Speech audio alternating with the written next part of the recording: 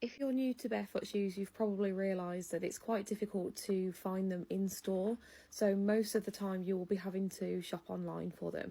So here's a really quick basic guide onto how to measure your feet perfectly for getting barefoot shoes. So first, simply stand on an A4 piece of paper and draw around both of your feet.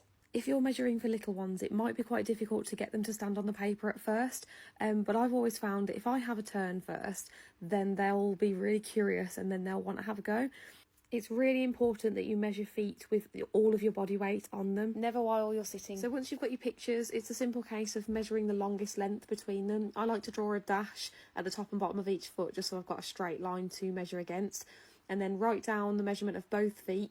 You will find that one foot may be longer than the other. It's very normal, even up to 1 centimetre to have a difference. Then you need to add some room for growth and movement. So if you're an adult, 0.8 to 1.2 centimetres is great, and then 1.5 centimetres is perfect for children.